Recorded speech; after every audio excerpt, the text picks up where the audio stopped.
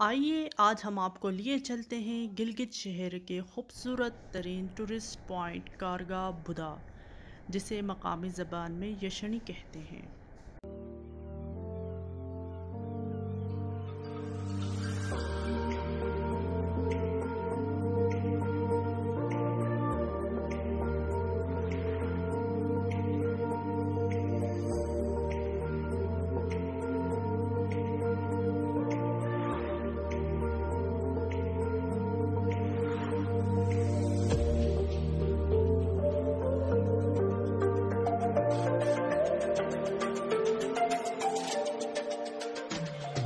گلگت کے جنوب مغرب میں نپورہ نام کا ایک گاؤں ہے۔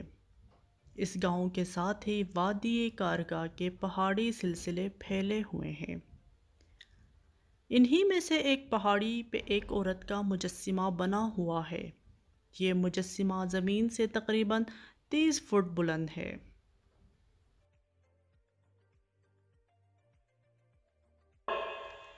یشنی کے نیچے کافی گہرائی میں ایک نالا بہتا ہے۔ گرمی کے موسم میں اس نالے میں پانی بہت ہوتا ہے اور اس نالے کا پانی پینے کے لیے استعمال کیا جا سکتا ہے۔ اس مجسمے کو مقامی زبان میں یشنی کہتے ہیں۔ یہ محض ایک مجسمہ ہی نہیں، اپنے دامن میں بہت سی روایات اور واقعات چھپائے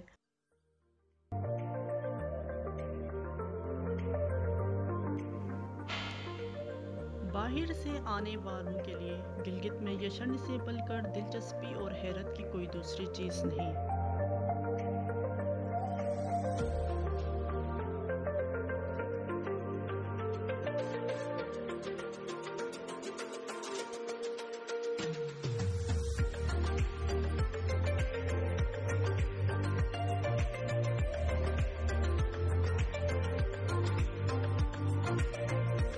بسم اللہ الرحمن الرحیم، آپ دیکھ رہے وومن ٹی وی اور میں ہوں آپ کے میزبان کرن قاسم۔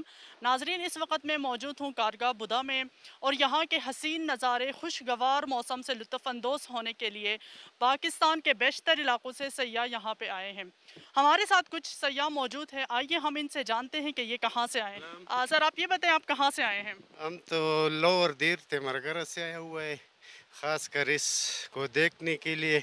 بہت عجیب جگہ ہے، پہاڑ کے اوپر ایک بت بنا ہوا ہے، شاید برطانیہ کے وقت کا ہو، لوگ ادھر ہی کا یہی بتا رہے، اور بہت اچھا ویو ہے۔ یہاں کے جگہ یہاں پہنچ کر آپ کیسا فیل کر رہے ہیں؟ بہت اچھا، ماشاءاللہ بہت اچھا ویو ہے، اور بہت اچھا گلگت کا شہر، صاف ستھرا، صاف پانی، مگر روڈوں کا مسئلہ ہے۔ راستے میں جو روڈ ہے بہت تکلیف دہ ہے۔